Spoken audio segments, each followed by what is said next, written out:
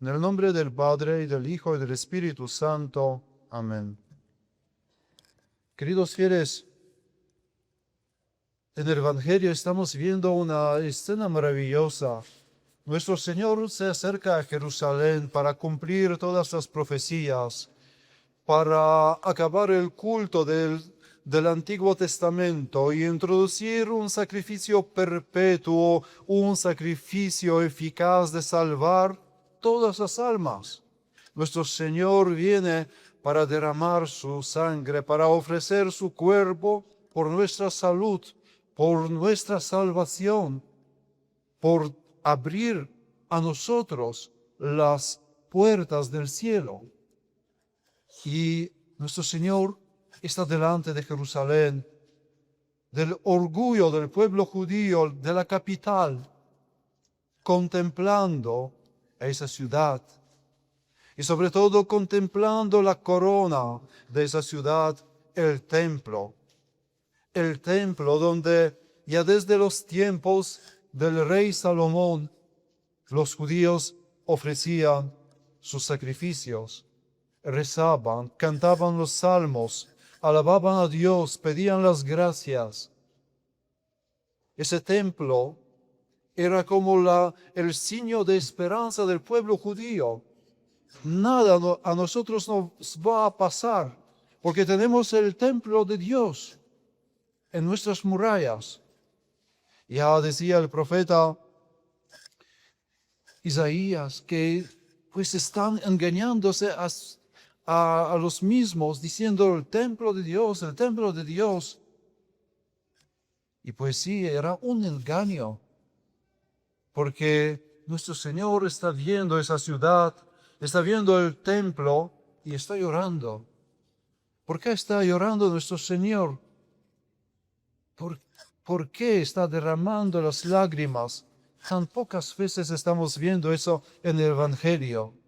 ¿Por qué? Porque esa nación tan privilegiada, escogida entre todas las naciones, no quiere aprovechar del cumplimiento de todas las profecías, de ese fruto del Antiguo Testamento que se va a realizarse en la obra redentora de nuestro Señor. Ellos van a rechazar a nuestro Señor, los escogidos, los que tienen así como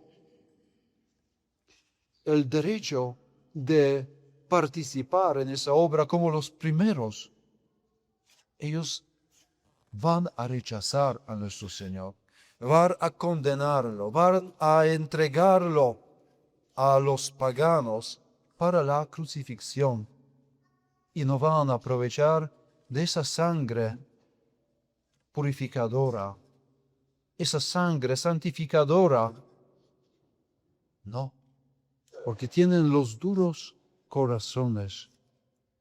Por eso nuestro Señor está llorando, está viendo el futuro, el castigo merecido por la nación escogida por no reconocer la visitación de Dios.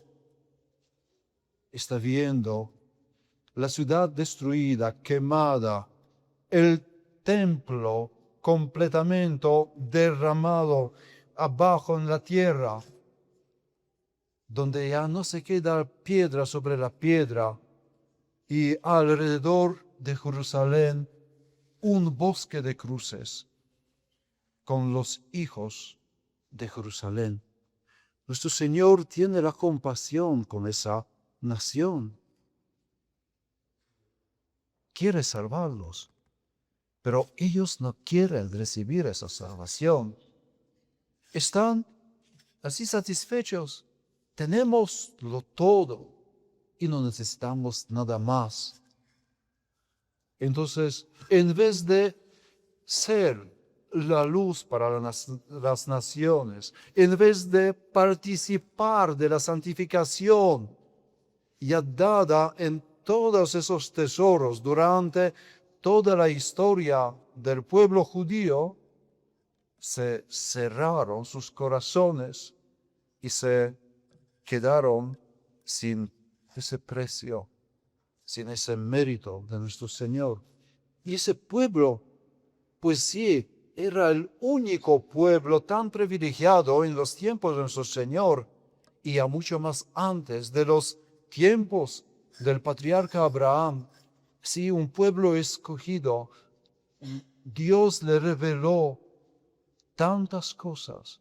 Tenían la Sagrada Escritura, tenían los mandamientos, tenían el culto y tenían la experiencia de su propia historia, donde Dios los educaba, pues así marcando, enseñándoles sus caídas, castigándolos, pero también dando el don de la misericordia. Todo eso lo tenía. Otras naciones estaban en la oscuridad del paganismo, de las religiones demoníacas. Y los judíos, pues, deberían aprovechar esos dones.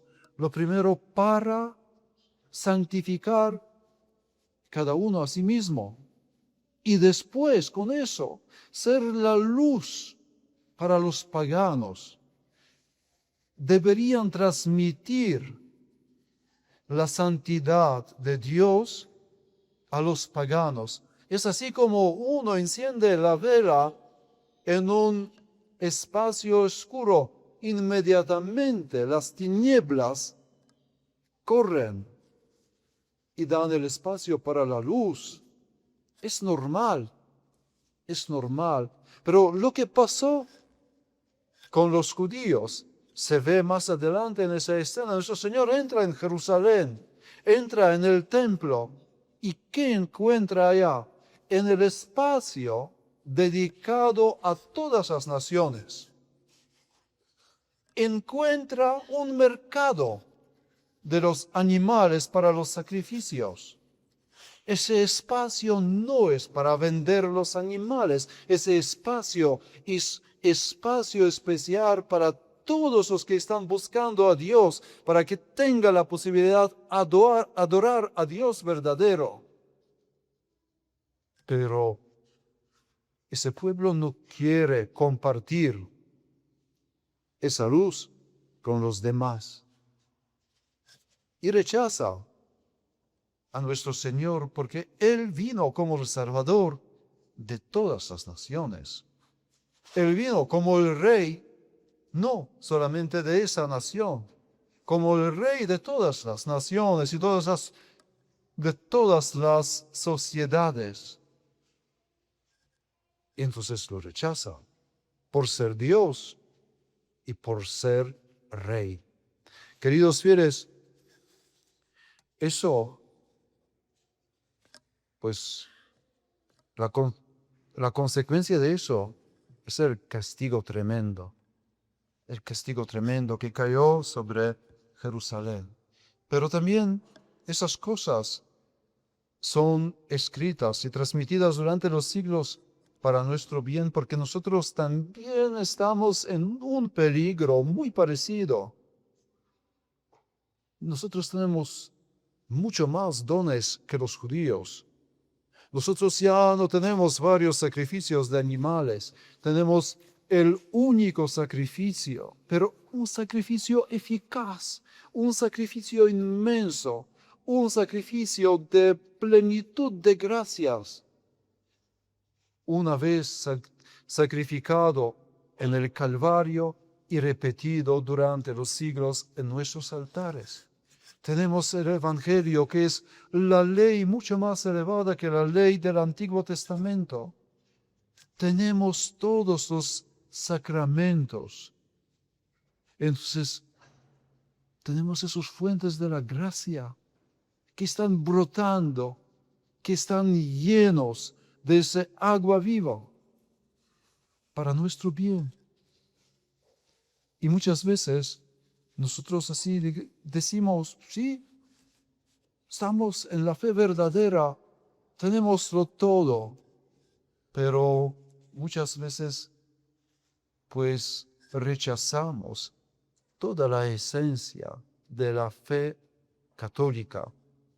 Es decir, no queremos a nuestro Señor como Dios y no lo queremos como el Rey. Alguien puede preguntar, ¿de qué está hablando, Padre?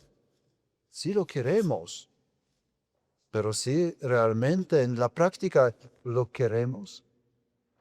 Nuestro Dios no acepta ningún otro Dios en su presencia, pero nosotros muchas veces nos dedicamos a adorar los falsos dioses, así como lo hicieron los judíos durante toda su historia.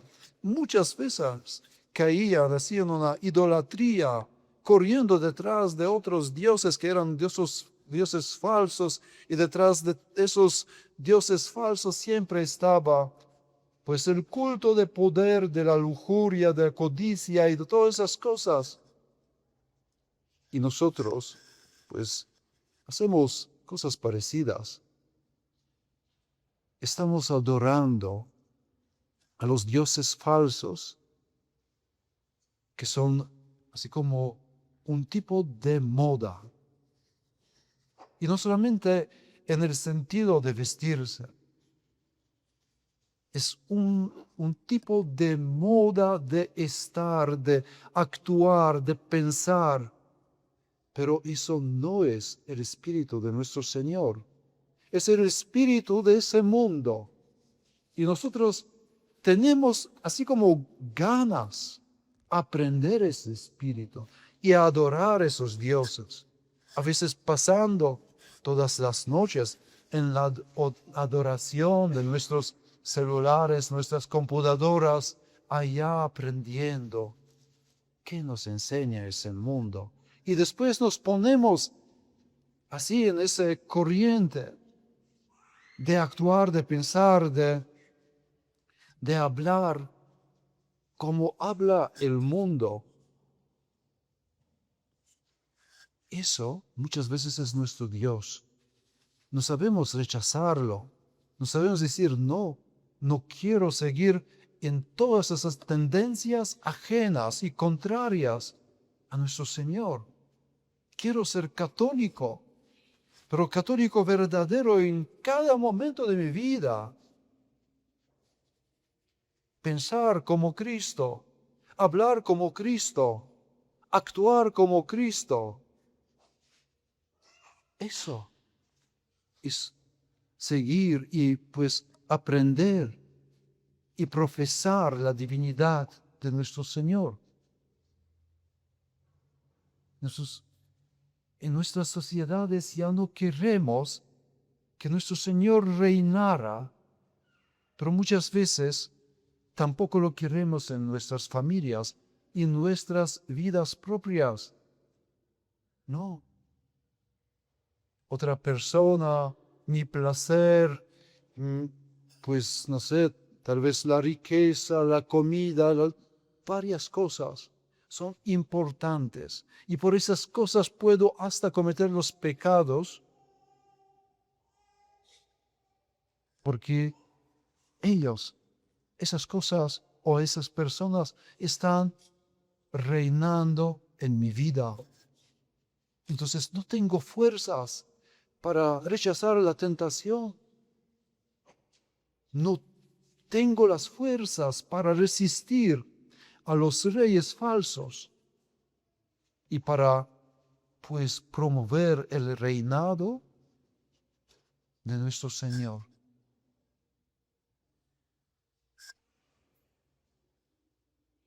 Pues en la familia católica, en la casa católica, debe siempre estar como en el lugar más honrado, más importante, la imagen del Sagrado Corazón de nuestro Señor. Y alrededor de esa imagen debe reunirse la familia, no reunirse allá a ver las películas en la tele o jugar los videojuegos. La familia debe reunirse en la presencia del Rey, que es el Rey verdadero, nuestro Señor. Y entonces también debe la familia católica Y cada católico, como una persona individual, pues asumir las leyes de nuestro Señor y intentar, pues, introducirlas en la práctica de la vida. Entonces vivimos en el mundo, pero no somos de ese mundo. Y no vivimos como este mundo suele vivir. Eso es, queridos fieles. Entonces, en esas circunstancias hay que recordar los antepasados de ustedes. Esa gente valiente de hace 100 años, pues la mayoría de ellos era la gente muy humilde y sencilla. Tal vez no sabían, pues algunos tal vez ni sabían a leer, pero sí tenían la fe en la divinidad de nuestro Señor y en su reinado. Entonces, cuando el gobierno violó las leyes de nuestro Señor, esa gente tomó las armas para defender a nuestro Señor. Seguramente ellos también tenían sus debilidades, sus pecados, sus luchas interiores, tal vez caídas. Pero lo hermoso es esto, que no tenían otro Dios. El mundo moderno no era para ellos el Dios. Ellos no tenían la vergüenza de ser católicos. No tenían a ningún otro rey fuera de nuestro Señor. Entonces, a pesar de todas sus debilidades personales, tenían el valor luchar por la fe, por nuestro Señor, el Rey Supremo. Nosotros muchas veces no tenemos ese valor ni luchar por así la santidad nuestra propia y así comentar pues el estado de nuestras familias y de nuestra sociedad. Queridos fieles, en esas circunstancias también que a nosotros nos toca vivir de la supuesta excomunión, de todas esas acusaciones de ser cismáticos, herejes, afuera de la iglesia y todo eso, debemos motivarnos mucho más a vivir una vida más santa. Debemos ser la luz para ese mundo, la luz de Cristo. Eso es el deber nuestro.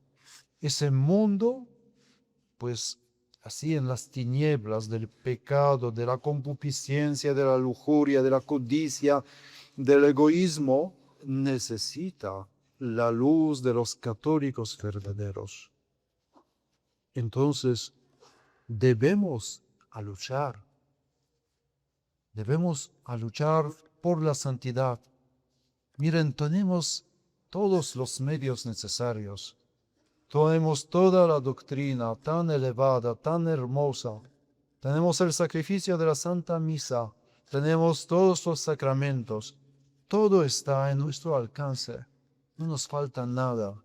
Y además, Dios nunca permita que seamos tentados afuera de nuestras capacidades y fuerzas de resistir. Entonces, hay que luchar por Cristo Rey. Hay que aprovechar esos dones, porque seguramente va a venir el castigo. Ese mundo va a venir, así como las consecuencias de esa apostasía tan tremenda. de todos esos pecados que están llamando al cielo y pidiendo así como la venganza de Dios. Eso todo pues, en un momento determinado va a caer a la humanidad. Entonces, la humanidad necesita de los testigos verdaderos. Nuestro Señor nos está visitando. Viene con la gracia, viene con la posibilidad para nosotros que seamos santos. Entonces, aprovechemos eso y con la ayuda de la Madre Santísima, la mediadora de todas las gracias, pues luchemos por el reino de Cristo Rey hasta nuestro último aliento. En el nombre del Padre, del Hijo y del Espíritu Santo. Ave María Purísima.